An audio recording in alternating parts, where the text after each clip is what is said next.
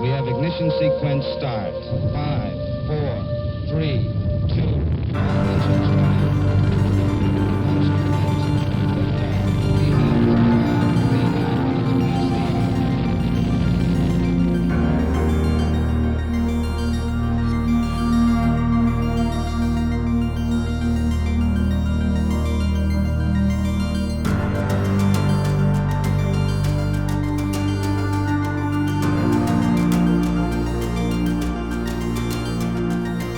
My first sunrise from the Soyuz is a moment I will never forget. You couldn't wipe the smile off of my face. It was really amazing. Experiencing the views of the Earth, it's just, so incredible.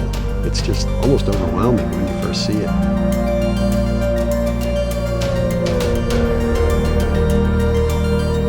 As much as we love the pictures that we bring back, it's not the same as seeing it yourself.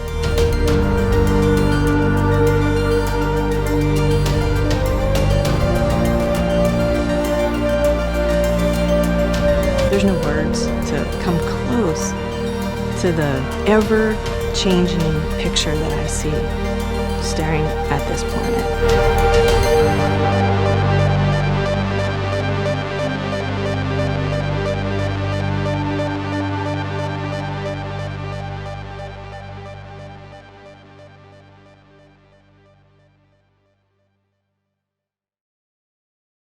Hello, I'm William T. Harris, President and CEO of Space Center Houston. We're a dynamic science and space exploration learning center and nonprofit space center. We're also the official visitor center of NASA Johnson Space Center. We share the story of human space exploration, past, present, and future, with more than 1.25 million visitors annually from around the world. Thank you for joining Space Center Houston's Thought Leaders Series program, Earth from Above, Explaining the Overview Effect, presented by University of Texas Medical Branch. Our Thought Leader Series brings you space and science experts from around the country to provide insights and perspectives on space exploration. This is an exciting time in space exploration. Following the recent successful launch of the Mars Perseverance rover and safely returning astronauts to Earth from the International Space Station aboard a new commercial spacecraft through SpaceX, NASA is looking forward to more exploration milestones now through 2021.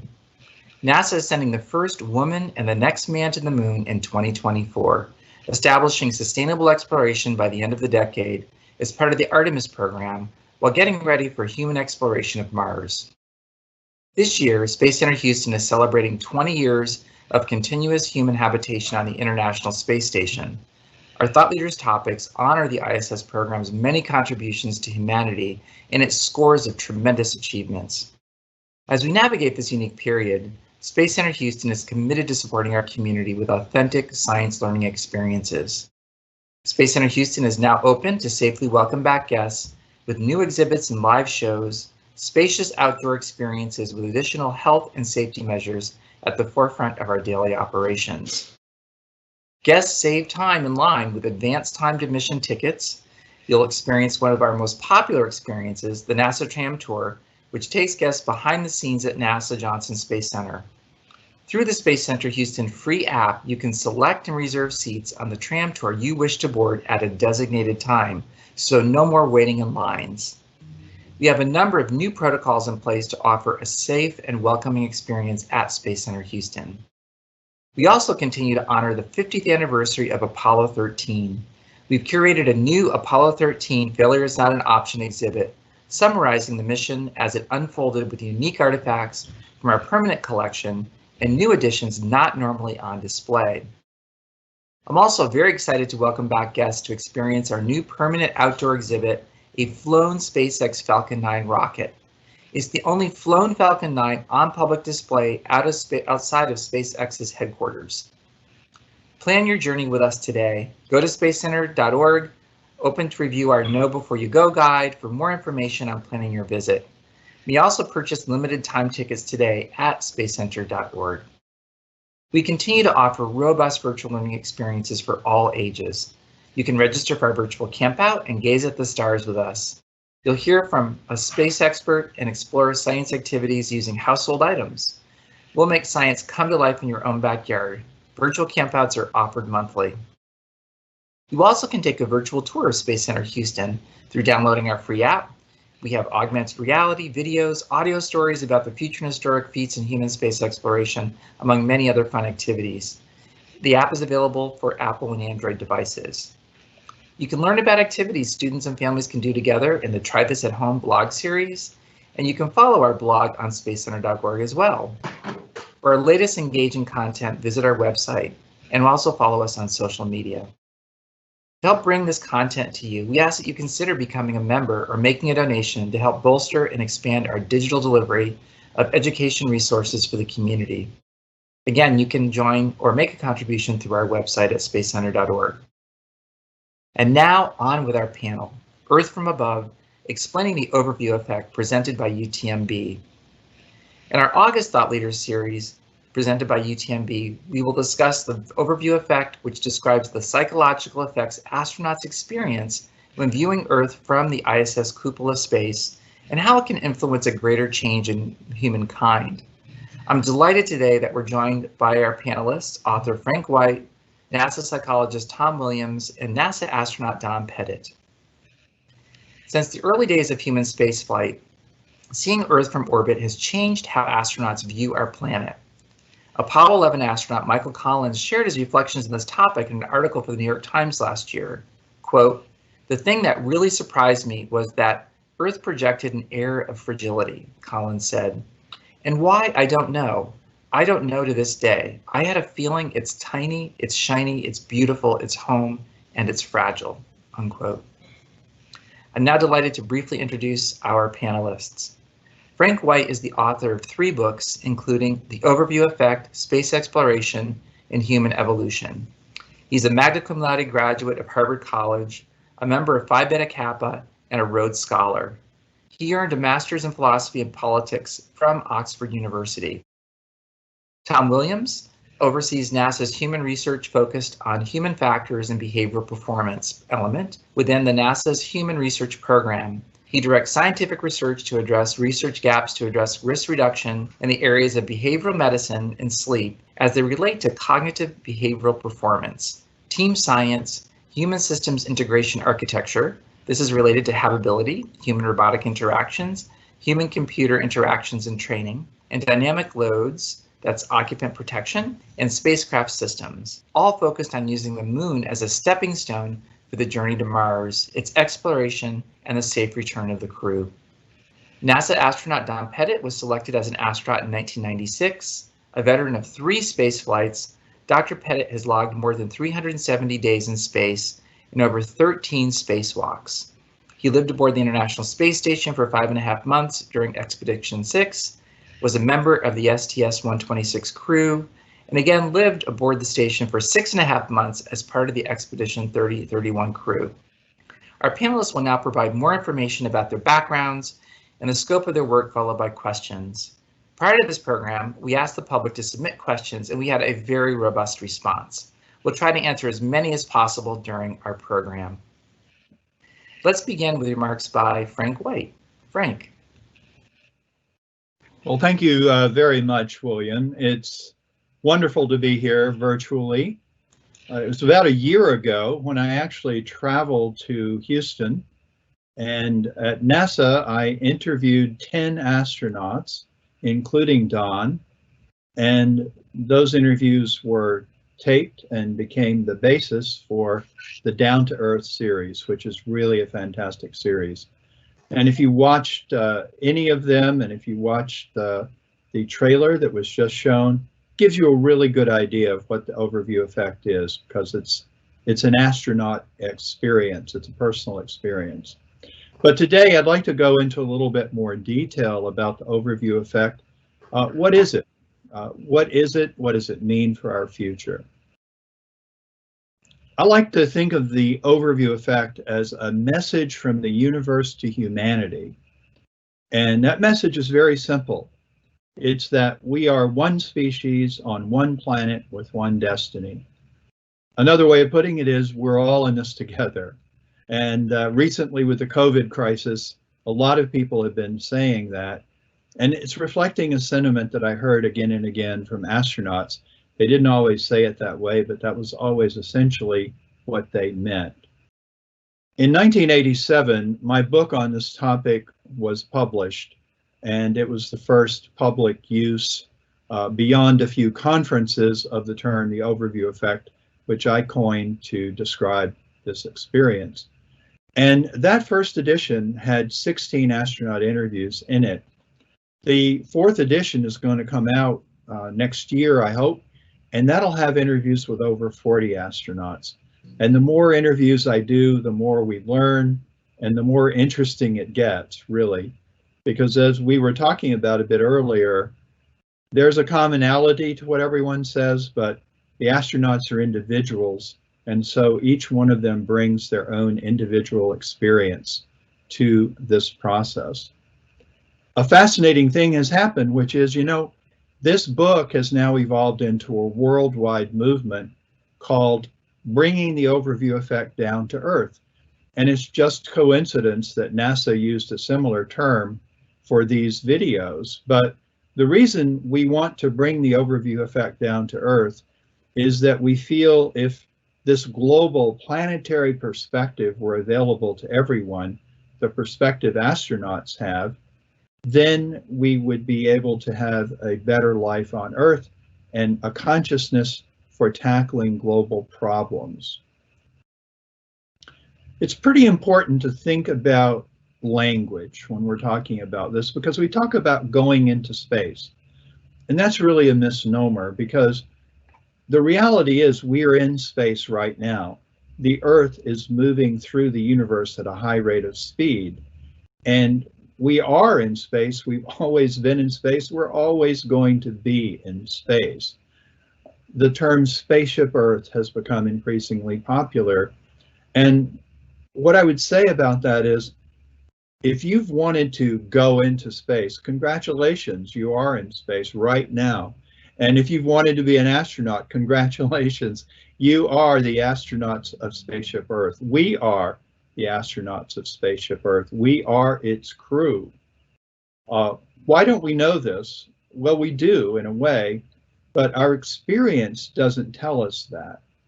Our experience tells us that we live on a stable platform and the heavens are revolving above us. That is the experience of our ancestors 1,000 years ago, 10,000 years ago. It's our experience today. The astronauts actually leave the planet, and that's a different experience from going into space.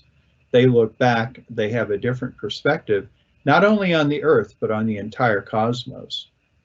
When I asked Sandy Magnus, who flew on the final shuttle flight, what was your takeaway from being an astronaut?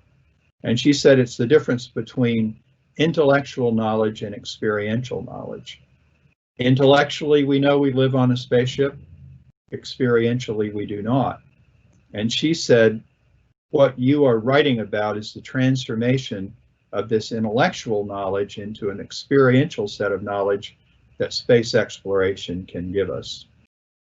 A lot of astronauts, I don't know about Don, but a lot of astronauts tell me that when they were kids, they wanted to be an astronaut, and they made cardboard helmets, cardboard spaceships, and pretended to be astronauts. And many of them, even after they became adults and real astronauts, still approach this experience with awe and wonder and a sense of adventure and curiosity and possibility. Because, they're seeing things no human being ever saw before 1961. You could be a king, you could be the richest person on the planet, you could be anything you wanted to be, but you could not experience the overview effect. You could not see the Earth in that unique way.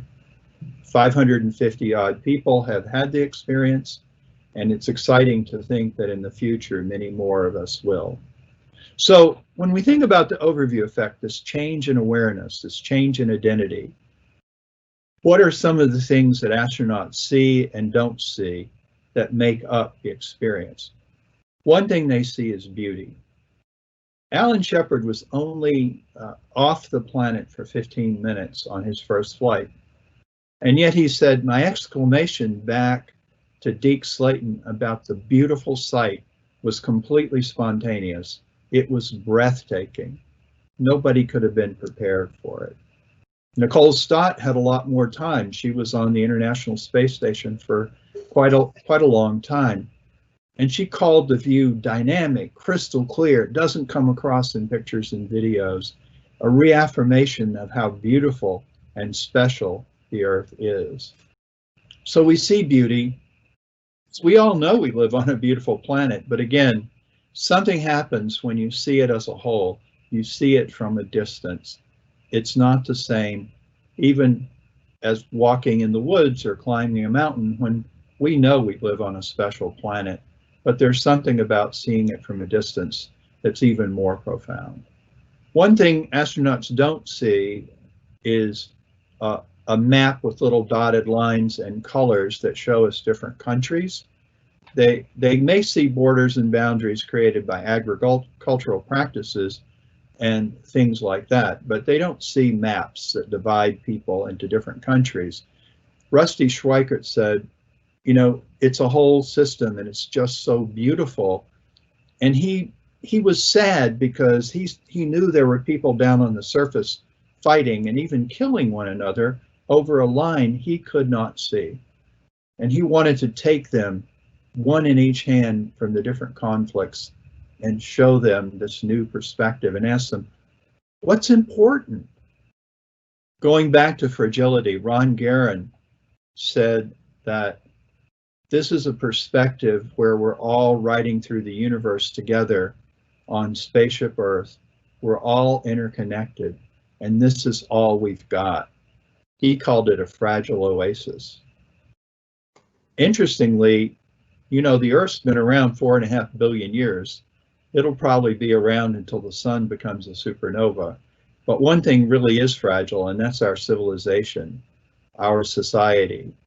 Astronauts talk about how thin the atmosphere is, and the fact that that is it that protects us from the harsh reality of outer space. And so whether you see the Earth as fragile or our existence is fragile, astronauts do see a kind of fragility. This is true whether we see the Earth from orbit or from the moon, but I think it is especially strong the further away we get, and we realize how immense the universe is and how small our little spaceship is. Astronaut Don Lynn summed it up to me, and he told me that his view of the Earth when he first saw it brought tears to his eyes. He's the first astronaut to tell me he cried, but he's not the last. And I've heard more than one astronaut talk about that. We don't think about astronauts getting emotional and having feelings that way, but they do. Some of them do. And Don just kind of summed it all up. Don Lynn, you don't see the boundaries over which we fight wars. The planet is beautiful. We're in this hostile space and everybody's in the same boat. We're all in this together. There's another aspect to the overview effect, which is not only do we see the Earth in a new way, we see the universe in a new way when we leave the planet. And that's an important distinction as well. We not only see the Earth from space, but in space, especially when you go to the moon. Gene Cernan said, I had to stop and ask myself, where am I in space and time and history? A real worldview shift. Edgar Mitchell said, going to the moon gets you closer to a more universal experience. And he even went so far as to say, you identify more with the universe as it is instead of the Earth as it is. That's a remarkably profound statement that we don't often think of when we think about space exploration. The universe is so vast and so incredible that considering ourselves to identify with it is a whole new level of identity and awareness. And another thing that's startling is astronauts tell me they get comfortable being out there, even though it's a totally artificial environment, and at any moment, if something goes wrong, they could be in great danger. Bonnie Dunbar said, I miss it. I miss looking down at the Earth and looking out into the universe. I've heard that from many people too. They get comfortable in that environment. And here's an iconic photo, Tracy Dyson in the cupola on the International Space Station, Earth gazing, a phenomenon that we've identified as something that astronauts really do as much as they can when they have free time. And here I think you can see Tracy does give the appearance of being incredibly comfortable as she looks out not only at the Earth, but at the cosmos. Well, it all leads to this idea. Al Sacco Jr., a shuttle astronaut I interviewed some years ago, he said, when people ask me, why do you want to risk your life to go into orbit and look back at the planet? And he said, I tell them about something I call the astronaut secret. It's a realization all of the astronauts have, which is that we are a member of the whole human family. It goes beyond even being a citizen of the Earth. You are really a citizen of the universe.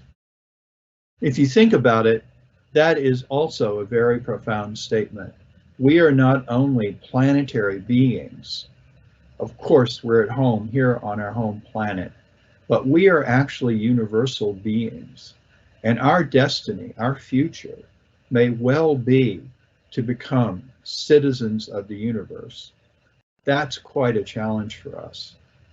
And if you think about it, if you go to a different country from your home country and you want to become a citizen there, you might have to take a citizenship test. So I like to think of the overview effect as a citizenship test from the universe. And I'd like to ask the question of everyone here today and everyone viewing, are we going to pass? That's the point of the overview effect. That's the point of the work I'm doing. And it's my goal in life for humanity to pass the test and become citizens of the universe. So thank you very much. I've really enjoyed talking about the overview effect, and I look forward to talking about it with our panel and answering any questions that have been submitted so far. Great, Frank. Thank you so much for your fascinating comments, and I love the concept of Spaceship Earth. I think that's very true.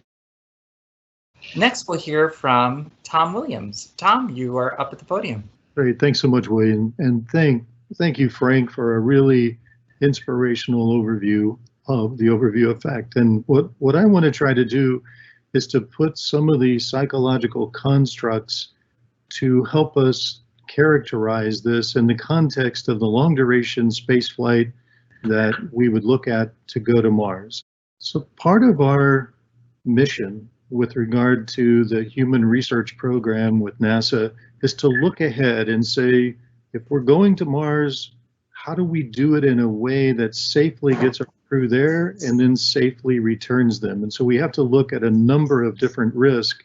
We've categorized them into 5 main risks, and you'll see highlighted in yellow, little yellow boxes there, the areas where psychology is going to come into play most directly. Well, psychology will have a role to play in nutrition and other aspects, immunology, for example, but the predominant areas, behavior, performance, human factors in both altered gravity and radiation, the changes that may accrue as a result of slight changes in the central nervous system that radiation may bring about, and how these changes might map into brain performance pathways that may alter the ability to react or stay vigilant in fine motor movements. Distance from Earth, how we might look at that distant star and how that may impact on us. And the isolation, just the stress that we know is associated with being isolated long term. And we'll put some of that in context for our current COVID experience in just a little bit.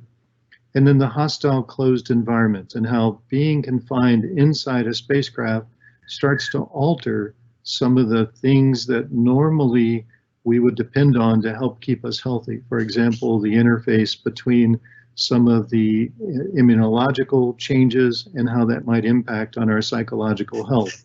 So all of these we want to look at in the context of, as we move away from Earth and go on that long duration mission, how might these impact on the psychology of the crew member? So this really iconic picture taken by Major William Anders really started to change all of our perspectives. And from Earth, the people that were on Earth looking at it started to experience a transformation, because it really gave us an opportunity to start thinking of our planet, where we're at in space, just as Frank shared with us, and looking at it in terms of the need to take care of it, the need to see its fragility, as Frank shared with us in several of the comments from astronauts. So when we think about the overview effect that Frank has shared with us and given us great context for, some of the psychological constructs that get activated is that awe, that sense of wonder. And the really beautiful thing about that is that there are known kind of positive psychological and physiological changes that go with that. Whenever you see something that gives you awe, that gives you that sense of wonder, physiologically there is an activation of the most positive feelings, and that carries over into more benefits physiologically, a sense of relaxation, for example, a sense of wonder. The Roman historian Herodotus, when he identified the 7 wonders of the world, one of the things that he first represented was it was a sight to be seen. But over time, it shifted linguistically to a wonder. And so that's what we do when we look at something with great majesty. And in fact, it's interesting to think about, one study looked at having students look up at 200-foot high trees, eucalyptus trees, and then they did measurements on those students to see what changed. And they became a lot more what we might see in terms of the overview effect. They started to be more thoughtful, more considerate, and some of the physiological measures that were taken showed a greater bonding that was now possible. So a greater sense of connection came about just from looking at something, even on Earth, looking up and catching that wonder. Now, the self-transcendent experience, you see that reflected in many of the statements that Frank shared with us.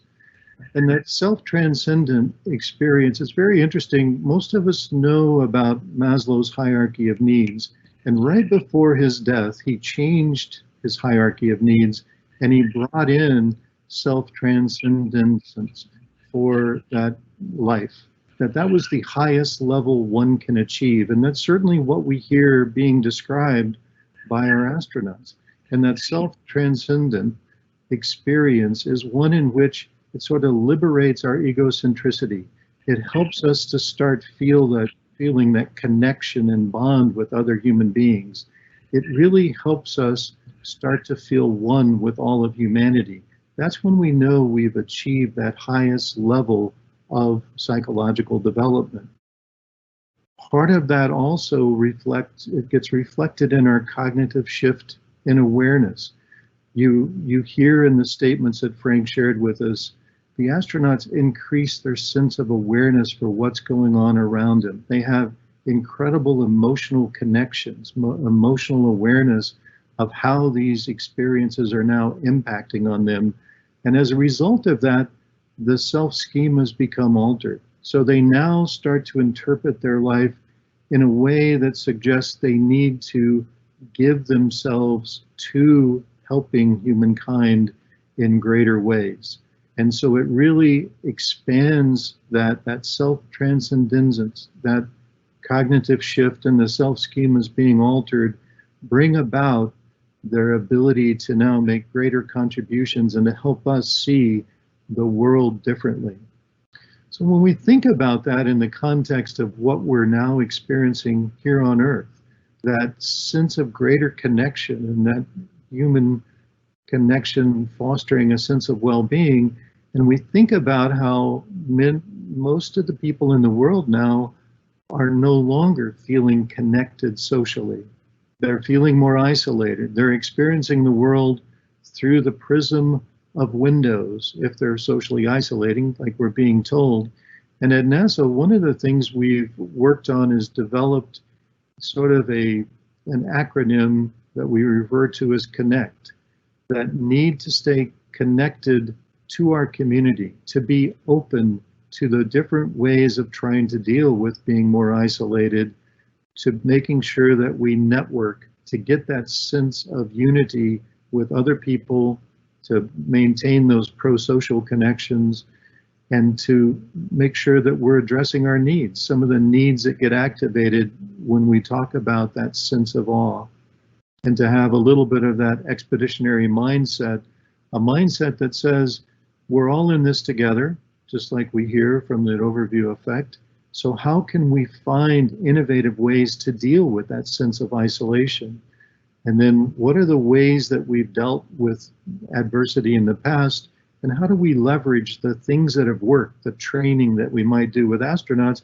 How do we level that to bring more of that awareness into how we reach out and use this understanding of the overview effect to feel a greater connection with one another?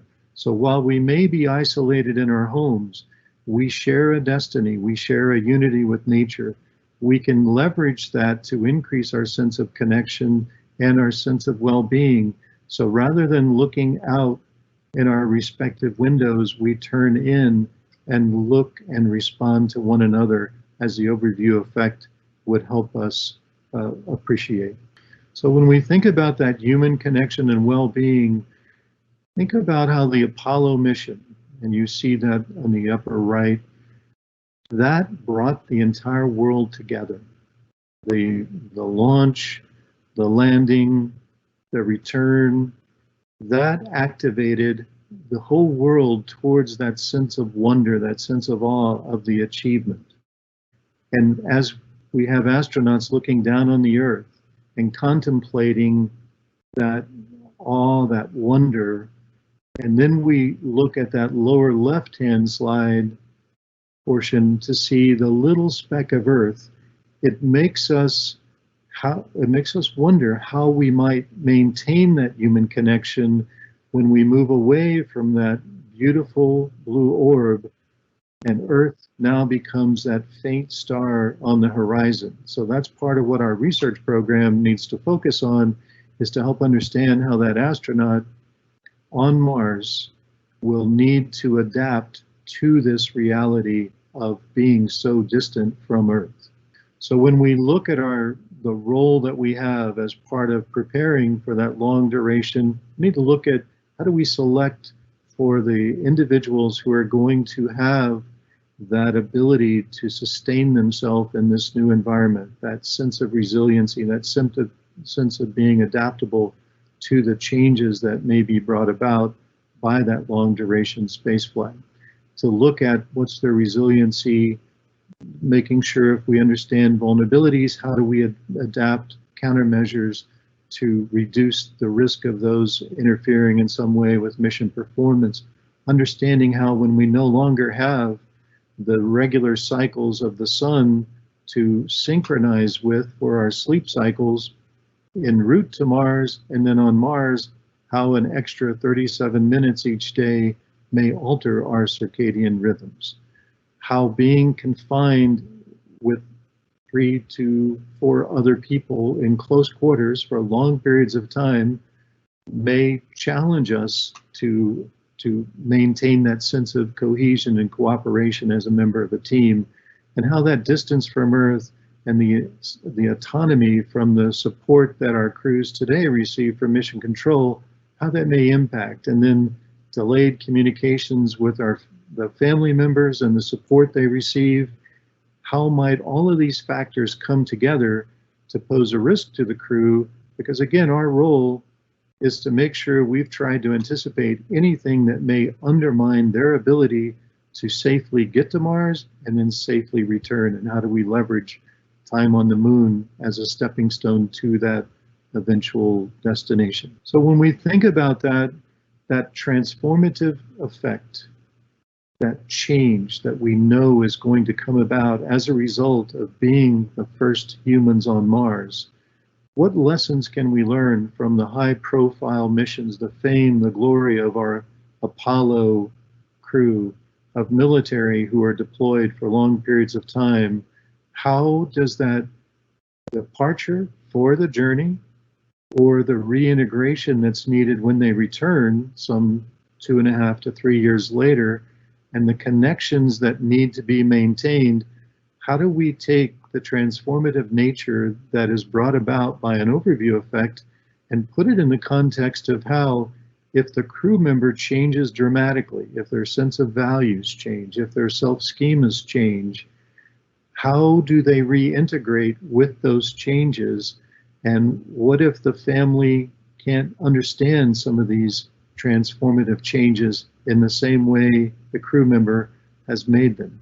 Those are all things, we don't see them as major factors, but they're things that we need to consider and make sure that we've adequately prepared for to address those needs as they might arise. So as we think about the Earth out of view, Nick Canis, a great psychiatrist who's done a lot of research in support of our mission. So thinking about that Earth out of view effect, what will it be like if you look up in the sky, if you're standing on Mars and you're looking up and you see that little faint dot that we've brought up into a square so you can superimpose, you can see that effect. What will that feel like when you know that everyone you've ever known, the people you love, the people you feel connections to, now are on that dot as you stand on the surface of Mars? So as we think about that and you look up into the sky, look for Mars in the night sky, think about our journey. This coming October, Mars is on a nice 2-year cycle, getting close to Earth because of its long elliptical orbit. So October 6th, 2020 is when it's going to be on its closest approach again. It'll be about 38.6 million miles away. And as you look up there on October 6th, it would be good to think about Frank's overview effect.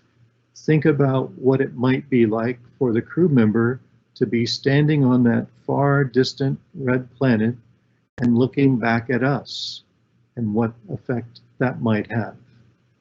Because as we go forth with space exploration, it's important that we think about the connection to all of humankind that it brings about, and the spirit of adventure, the spirit of expedition that the crew bring helps connect us to the world beyond our Earth.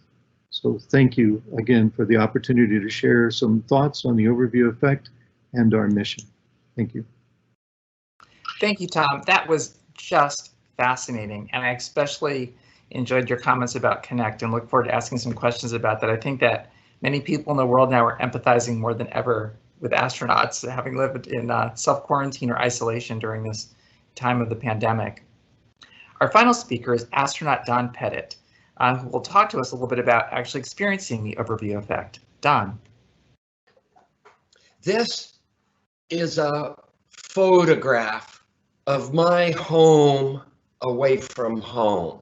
This is the International Space Station, and it is very much on a frontier, the frontier we call space. And I really, really like the concept of a frontier. Frontiers are places that are not like back home. Frontiers are places where your normal intuition may not necessarily apply. Frontiers are places where you might have to figure something out for yourself because the answers are not in the back of the book. And frontiers, I think, have an intrinsic appeal to humanity simply because they allow for discoveries that tickle our imagination, enrich our minds, and ultimately provide new places to live and new resources to use. This is one of my favorite views of Earth. This is in our series of windows that we call the cupola. And you're looking straight down at Mother Earth. This is one of the windows in the cupola. And I want to use this to illustrate a fundamental aspect of being in a frontier. Now, this window, literally dozens of astronauts have looked out this window. And they've taken hundreds of thousands of images of planet Earth out this window. And you could get yourself in the mindset of why should I even take another picture because it's already been done? But you are in a frontier, and just because somebody else has been in that frontier before you doesn't mean that you as an individual can't discover something new. So here's this window that everybody's looked out, everybody's taken pictures, but you are in a frontier. So you change the settings on the camera. And this is what you see. It's the same window, the same view, the same planet, but you see completely different phenomenon. And that's because you chose to look at it in a different way than those that were there before you. But wait, there's more. Change the settings on the camera again, and this is what you see. This is a time exposure taken over 30 minutes. And so again, you see a completely different world, a completely different frontier, even though it's the same old place. So I like to use these as an example that when human beings go off into the unknown, when you go off into a frontier, it doesn't matter whether somebody has been in that frontier before you. You've got a unique brain, a unique set of eyes, and you use them, open your mind, and you will be able to make observations that will be truly unique and will tickle your imagination and enrich your minds. This is what human beings seem to excel at doing, is asking questions. What's over the hill?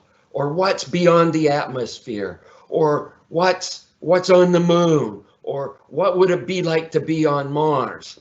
And then when we go to these places, we always share the experience with everybody back on Earth. And this is an important aspect of being an explorer, of going into a frontier, of seeing things from a perspective that people back home can't see, is that you can share that experience vicariously through your imagery and your stories, so that those who didn't necessarily get a chance to venture could at least get an idea on what it was like to go into that frontier. And both Tom and Frank have talked about how these frontiers in space and sharing them with people on Earth can be so formative in terms of giving people on Earth new ideas to think about, things that will tickle their imagination, things that will enrich their mind, things that will let them think about, well, maybe this planet we are on is such an amazing place, and we need to do what's necessary to make sure that the planet will be able to take care of us. Thank you, Don. Those were absolutely fascinating remarks and incredible imagery from your experiences on the ISS. I particularly love the imagery from the cupola on the International Space Station. Now I'm excited to ask you gentlemen some questions. My first question actually is about, have you, Don, did you experience this, and Frank and Tom, have you heard this from astronauts about how has the overview effect carried into their daily lives once they return to Earth, and their kind of perspective on life once they are back on Earth? Maybe Frank, why don't you jump in? I'm still thinking about that one.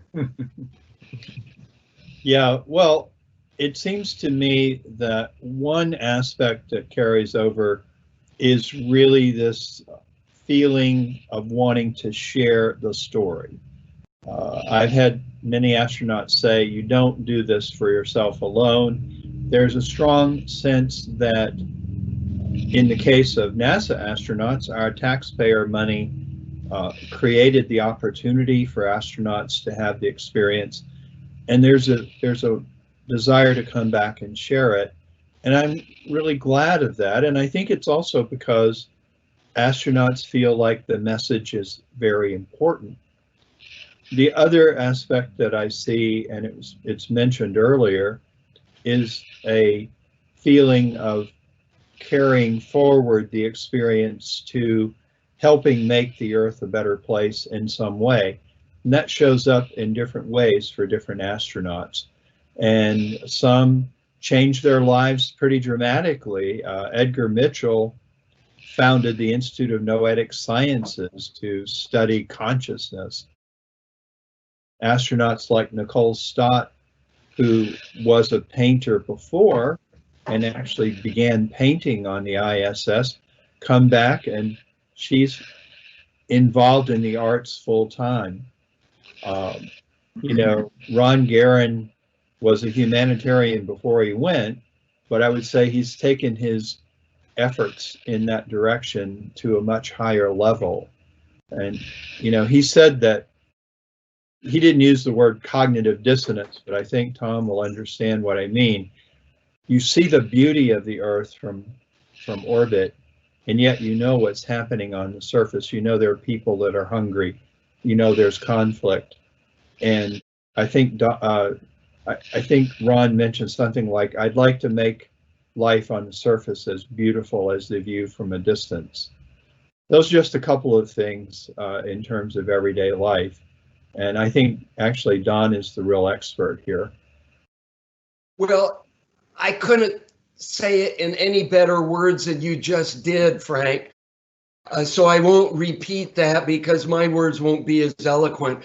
But I will say that one of the ways it affected me personally is I want space travel to become routine and cost effective so that human beings, wide scale, can travel into space. We can seriously contemplate colonization of other places like the moon, or maybe just space stations and Mars. And I want this to happen. And so when I came back to Earth from my missions, it made me want to roll up my sleeves and work on the technology for rockets, work on the technology for life support, work on the technology for spacesuits, so that we could make this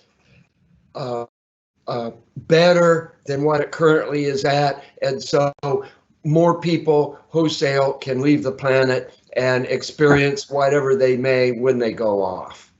The interesting thing I found in looking at some of the reports that astronauts have made, you see references to the transformative power of the experience they've had. And there's Ron Guerin, and then he goes on in another area where he describes it as equivalent to being punched in the gut, that he saw the contradiction that Frank was referring to. And so it's not all positive. There's a positive aspect to it, and Gene Cernan described it as the most powerful emotional experience he's ever had. So these are not people that typically they're emotionally vulnerable. These are people that have had great self-regulation, the ability to control the sense of fear that may be there when they're being launched into space, and yet they get to space and they're being touched in a way they never imagined they could be. And so that's the powerful transformative nature of the overview effect, and why it becomes such a powerful pull for people to want to experience it themselves. And I think that's the power of bringing it back, like Don has shared with us, and then how it changes the astronaut, the crew member, when they come back, how it changes their lives, how it may change their relationships that they have with other people. It changes potentially their value systems, where they now start to work in a different direction than they had because they want to see a change that becomes more positive. So it is truly this transformative effect, and it sounds very much like what we described with Maslow's self-transcendence. So the highest level of development, that there's this transformative nature that goes with this effect. Let me also point out that going into space is more than just a vacation to some exotic location. It has a different visceral effect on your being. Fascinating. Thank you so much. Well, I think, and I love the fact that in the presentation today we had that amazing image by Bill Anders, because I think that was the first time humanity actually thought of Earth as a spaceship, and it was powerful worldwide, and it's probably one of the most popular images worldwide that humanity appreciates. I'm curious, maybe beginning with Tom, are there ways that you described this kind of psychological framework of the sense of wonder, the self-transcendent experience, the cognitive shift, and then kind of the self-schema, the self-awareness? It's almost like a nirvana that people achieve. Are there ways to achieve that without going to space? You know, is there research that shows that there are other ways that people can have that similar kind of overview effect through, is it meditation or some other type of experience? I'd say that there's the potential to at least achieve aspects of it. Because Maslow, again, he developed this before we were going into space, so he appreciated this ability to move to this higher level. And the other aspect of that is when we look at the one study that just had students looking up at a eucalyptus tree, and think back to the Roman historian Herodotus and his 7 wonders of the world, and how that impacted on people. So the sheer size and majesty and beauty can have a similar effect, but it certainly is not likely to have the most immediate transformative effect. And probably individuals have to be primed somewhat.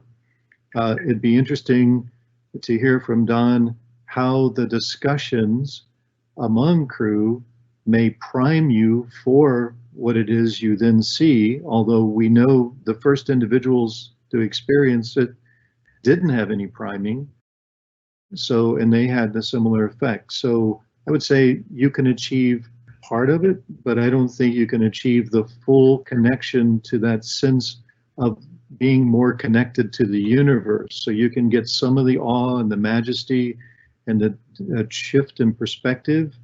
And I think, just as you referenced, William, when people looked at that William Anders photo, they did get aspects of that overview effect. They started to sense the need. That's where Earth Day started to really take hold once people were looking at that photo.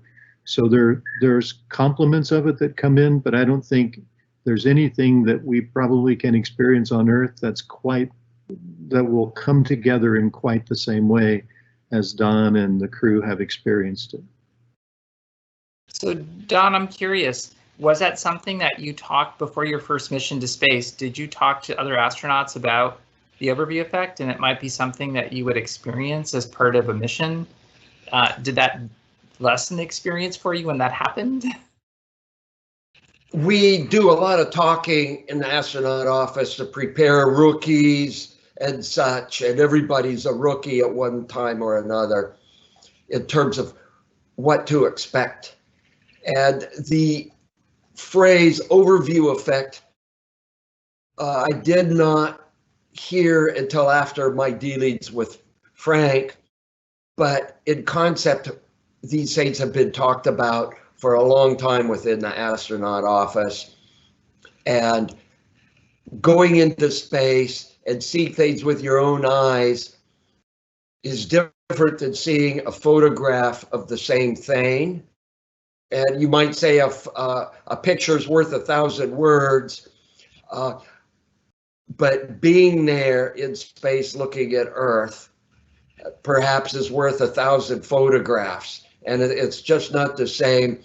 You can convey part of the aspect of the overview effect through the imagery and the stories, but the real visceral impact is maximized by actually being there. One point you raised, which I thought was quite interesting, was when you're on International Space Station or even on the moon, you can look out and see Earth. So you have some sense of orientation of where you came from and where home is. And I kind of connected to the time when I was a child growing up on the East Coast and I was swimming in the ocean, and you could look at the shore. You kind of knew where you could get back to, the space that you know that's safe, where there's family and friends and some security. So when you are on Mars, because eventually we plan to send humans to Mars, and Earth is a star. You know, you all address this in your remarks that you can't really distinguish Earth necessarily on the horizon, or out there in the blackness of space. And so, what are some of the ways that you're thinking about preparing astronauts for that experience? Because the discussion is it's about a 3-year mission to go to Mars with humans, right? It's about 7 to 8 months to get there, and then Earth and Mars are not close enough again for you to return, you know, for potentially a couple of years. What's the kind of research or training that's taking place to give people that hope or aspiration that one day they can return back to Mother Earth? I think Tom probably knows more about the current research going on, at least from a human, a mental point of view.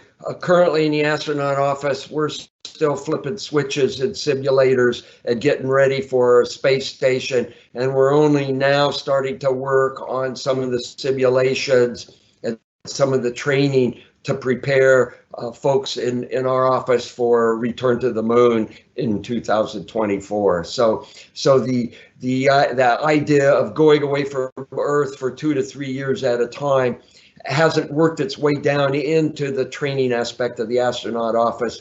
But I know that people like Tom and others and Frank have been thinking about this a lot. One thing I can offer with regard to that is it's an area of great interest to us to look at long duration isolation to begin with, because as we think about the overview effect and the ability to see these visually stimulating sights, that activates things in us, as we've just talked about. That's a stimulus that helps us integrate new information, helps us do things as we saw with Don and taking pictures in different ways. Those are all mentally stimulating things. So it's important for us to identify what are the things that we can do that will be meaningful, that will keep the astronauts engaged for a long duration space flight when they're in isolation, because they're not going to have the ability to look out a portal and see the beautiful Earth. They'll see a lot of just darkness.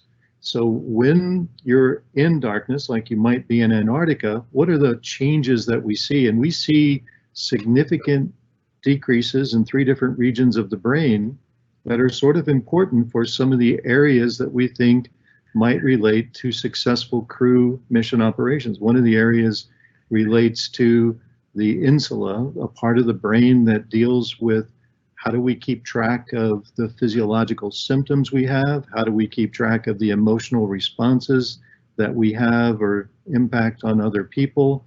So those are important areas that we have to do research on to make sure, can we find ways to re-stimulate those areas that we know isolation starts to diminish? And we've got a major research process in play right now to identify state-of-the-art neuroscience techniques to re-stimulate those areas with operationally relevant training that a crew member would need to do en route to Mars to get them ready for the post-landing requirements that they might have. So everything we see, just like an expeditionary mindset, you got to take what you have available and leverage it to the best effect to get the best return. And that's what we want to do, give the crew operationally relevant things to do and things that will re-stimulate areas that isolation may impact on.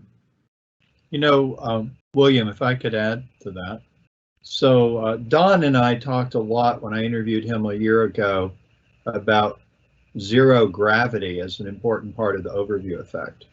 And without getting back into that, we also have to keep in mind that on Mars, you're going to have reduced gravity. And we don't really know much about that. You know, a little bit, but not much. That's one thing I would say about Mars. Secondly, when I was young, I lived in Germany for 3 years when my dad was in the Army. We lived in a community of Americans, 25,000 Americans on a military base.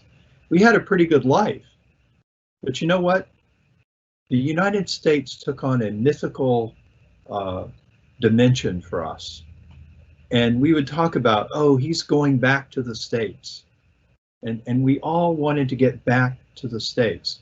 which was kind of sad because here we are in Europe and there's so much to do and enjoy. But, you know, we wanted to get back to the States. And then, you know, there were kids who were actually born over there. They were Americans, but they weren't born in the States, and they were different. So one thing that could happen is the Earth could take on a mythical quality for people who are on Mars for a long period of time. Not necessarily short-term astronauts, but people who are there for a long time. But the last thing I would say, I had an insight while we were doing this discussion, and that has to do with astronauts telling us they become more and more comfortable with being in the universe. And it may well turn out that people who go to Mars will have a shift in awareness, and even though they'll miss the Earth, they'll begin to identify with the solar system. They'll begin to identify with this larger whole system. And it's possible, especially for people who are born there, that they will be okay. You know, that's kind of a hopeful aspect of it. I have to stop there because it's so fascinating. There's so much to say about space settlers who will be living out of sight of the Earth. And again, as was mentioned, Nick Canis has done great work on this, and I think there's a lot to learn about it. It's going to be fascinating. That is absolutely fascinating. And it's something I've wondered about because we do plan to eventually, if you will, colonize Mars and have people there for a long amount of time. And will they become citizens of our solar system and really not have a tie to Earth? It may become this kind of mythical place. You think about points in time in human history on Earth as we moved around Earth, where people left Europe to come to the Americas and they knew they were never going to go back again, right? Or even moving across our continent, you know, from the East Coast to the West Coast, thinking they would no longer have those connections or family, and that they really were forging ahead to create new lives. So it's kind of part of our spirit of being explorers as human beings. So it really is a interesting thing to contemplate that, you know, people could become citizens of Mars, and that is home to them, and what they know and what they want to remain close to over time. I wanted to ask all of you kind of your thoughts about isolation in the period of COVID-19 coronavirus, because now everywhere in the world, as a way to help stem the pandemic, we're having to live in isolation or self-quarantine, or when people become ill. And so it is remarkable how difficult it is for human beings to sacrifice a few days of our lives for kind of the greater good. And so I'm wondering, what are some of the lessons learned from astronauts who have lived in isolation or didn't really have a choice, living on station or being in a space capsule on the moon and coming back again? What are some of the thoughts or suggestions you have in ways that people can cope with isolation in this time of COVID-19 that we've learned from astronauts, and how they keep themselves well and whole and emotionally intact during these kind of periods of isolation? I think the number one take home from the COVID isolation for me is I'm nowhere near ready to retire and just sit at home. And fortunately, for selected training events at the Johnson Space Center, we still go in, and we still go in for selected training events. We still do some of our aviation. I'm going in right after this discussion to do a suit fit check for the prototype lunar surface suit, just to make sure that it fits me, because in the next few weeks, we will be doing pressurized runs in the new lunar surface suit prototypes. And I'm thinking, how cool is that? And it takes away from having to do so many of our meetings and other trainings that are more classroom-like from home via the internet. I can offer, one of the things we took a close look at this a while back, and one of the aspects of COVID that really relates to the overview effect is the fact that when we send astronauts into space, we really want to make sure they maintain a connection to the community. So we have PO events with them so that the community understands what is the role of the space travel that astronauts are engaged in, what are we trying to achieve, and how does it inspire? And they do that to promote community. And now our isolation that we're all engaged in is being done to promote the community. And it's an interesting twist on it if we think about it that way, but it's important that we understand that the actions we take helps maintain the community's safety. And so that's an important thing not to lose track of. And sometimes it may make it easier to tolerate some of the isolation is when we reflect on the fact that we're isolating to protect ourselves, but to protect our community as well. Because if we do carry something out to others, there is a responsibility that we would have for that contagion effect. And so the other thing that we've looked at is we always focus on that openness. And so while we're isolated, how do we make sure that we remain open to the different ways we can tolerate the isolation? Because it becomes important that we're sort of in this expeditionary mindset. None of us have been in such long-term isolation before. Nobody in the world in the way we're doing it. Certainly crew in Antarctica has experienced that, those who go there for the winter overs, but most people in society have not, except some of our elderly were always socially isolated, and we know that that has significant impacts on them psychologically and physically. So it's important that we attend to our physical needs, our emotional needs, and psychological needs while we remain isolated. So make sure we understand we're doing it for the community. We remain open to the different ways that we can address the challenges that come our way and take care of our needs. Make sure we don't neglect those things that keep us healthy. William, if I could add to that, one of the things that strikes me about COVID, and there are many, many things that are similar to the overview effect and to space travel.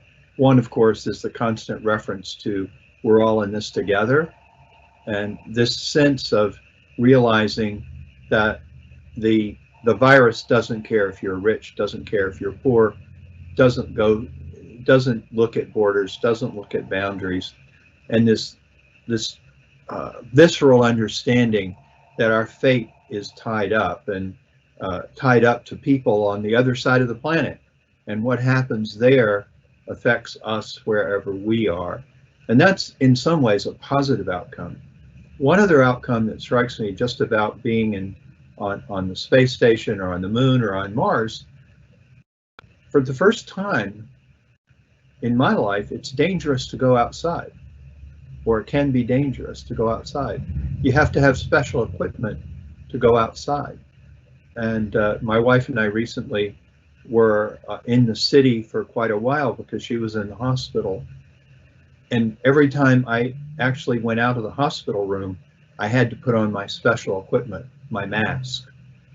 And when I went outside, if you saw anybody without a mask, you were, they were not following the requirement to take care of the community, as Tom was talking about.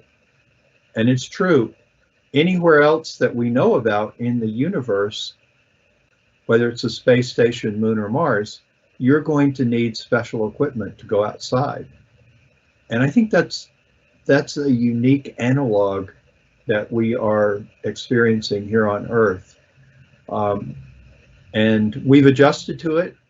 I didn't see very many people out there without masks.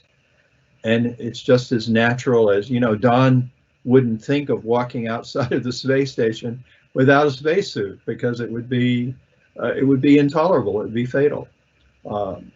So what it means for the future, I don't know. But on the positive side, we're all in this together. On the negative side, staying inside is the safe thing to do. Thank you, gentlemen. That was absolutely fascinating. And I think this is an appropriate place to close our program today and to remind everyone to be conscious of the community, that we're all responsible for each other's well-being. And really, the experience of astronauts is really relevant to our everyday lives, that we all have to take care of each other to help contain the pandemic and also help us get back to our everyday lives. We're actually going to close out today's program with a special viewing of a video called Down to Earth, thanks to Don Pettit. Thank you again for joining us, and we look forward to having you be part of our future Thought Leader programs.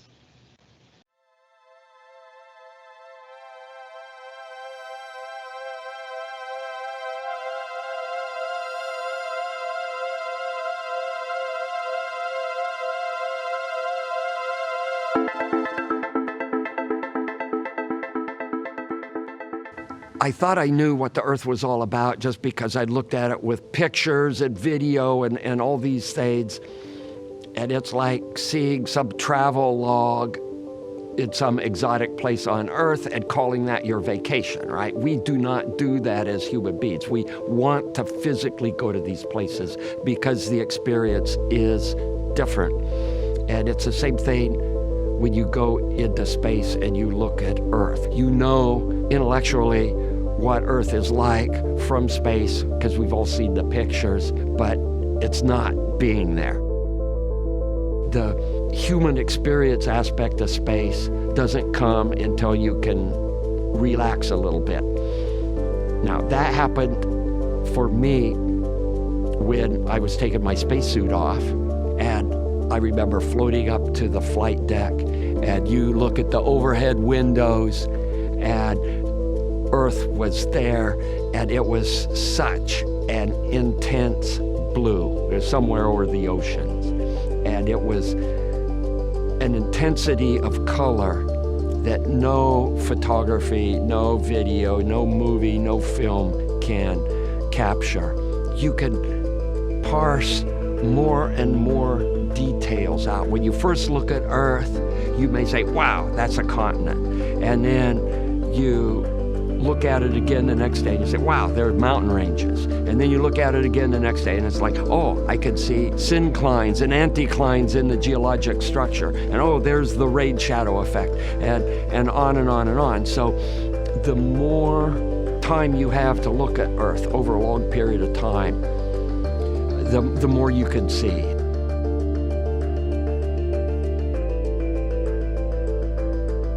So there's more to see in space than just looking at Earth. You look out at the cosmos, and there's many things in the cosmos that are noteworthy to gaze at. And for example, the Magellanic Clouds.